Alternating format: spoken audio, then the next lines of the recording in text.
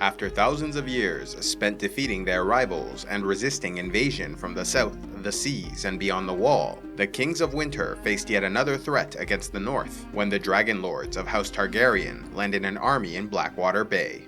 Following the doom of Valyria and Century of Blood, House Targaryen of Dragonstone became the last known family to possess living dragons, and used this advantage to organize the invasion of Westeros, seeking to conquer all 7 kingdoms south of the Wall. Although many resisted, only the territory of Dorne was able to maintain their sovereignty, though at a cost of many lives during the 2 Dornish wars that followed the initial conflict. After defeating the Kingdom of Isles and Rivers, the Westerlands, the Reach, and the Stormlands, the Targaryen army went north to face King Torrhen Stark of Winterfell, who'd marched 30,000 men into the Riverlands. Despite being outnumbered, many Northmen wanted to attack, including the king's bastard half-brother Brandon Snow, who offered to sneak into the enemy camp and assassinate the dragons. But having heard the stories about the burning of Harrenhal and Field of Fire, King Torrhen chose peace, sending his brother Brandon and a party of maesters to negotiate the terms of their surrender. Though he saved many lives with his decision, Torrhen Stark was remembered as the king who knelt, forced to give up his crown and accept the titles Lord of Winterfell and Warden of the North. However, not all Northmen were willing to bend the knee like their king, with some instead choosing exile and sailing across the narrow sea to become sellswords and form the Company of the Rose.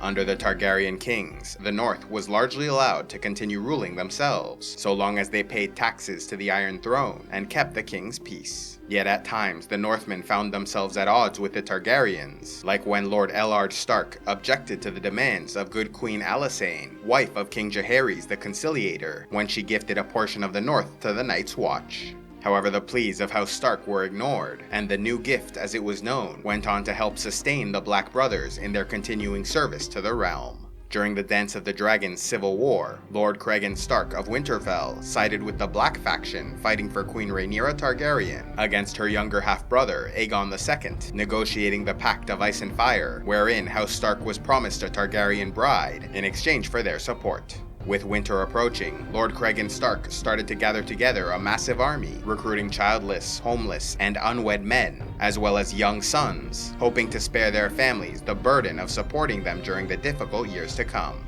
However, due to the size of the Northern Territory, it took 2 years to properly prepare their forces, and so Lord Stark also sent a smaller army of 2,000 men to march south more quickly, known as the Winter Wolves, under the command of Roderick Dustin. Mounted atop shaggy horses, the Winter Wolves proved devastating in battle, defeating Lannister spearmen at the Battle of the Lakeshore and killing Sir Criston Cole in the Butcher's Ball. Yet the Northmen were finally defeated at the First Battle of Tumbleton, when they were betrayed by the Dragon Riders Ulf the White and Hard Hugh Hammer, 2 lowborn men who'd risen in status due to their ability to bond with a dragon.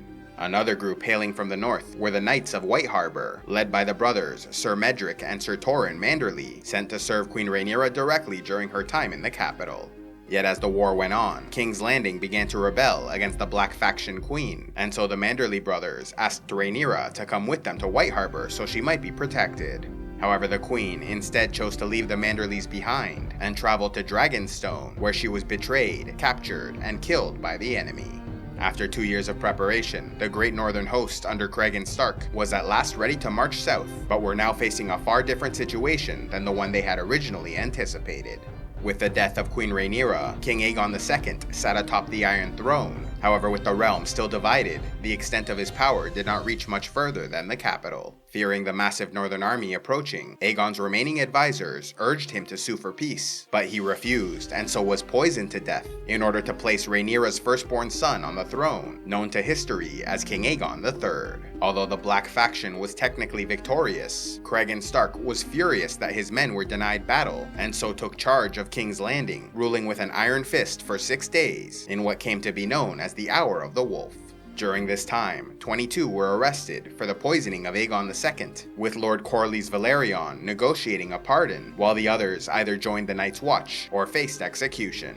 After finishing his business in the south, Cregan Stark was held in high regard by the court of King Aegon III. However, a princess of House Targaryen was never actually delivered to the Starks, leaving the Pact of Ice and Fire ultimately unfulfilled. Although the Starks remained in power throughout the years of Targaryen rule, they faced a number of threats against them, like the failed Skagosi Rebellion during the reign of King Daeron II, which went on for years and claimed the lives of many, including Lord Barthagen Stark. There was also the Ironborn Reavers under Lord Dagon Greyjoy, who attacked the western coast during the reign of King Aerys I, only to be repelled by the forces of Lord Baron Stark. The North then faced yet another bloody confrontation in 226 AC, when the king beyond the wall, Raymond Redbeard, led his people past the Night's Watch, only to be defeated by the combined army of Lord Willem Stark and Lord Harmond Umber at the Battle of the Long Lake. Love audiobooks? Then be sure to check out Audible, where they have the world's largest collection available. Simply sign up through the link in the description box below and get 2 free audiobooks to start out. A special thanks to all those who contribute to CivilizationEx, like Barachado, Ariana, the Lady of the Tower, Red Priest Nemo, the Flame of the Sea, and Killian Shadowcat. If you'd like to help CivilizationEx, click on the Patreon link, and please be sure to like, subscribe, turn on notifications, and click on the links to see more.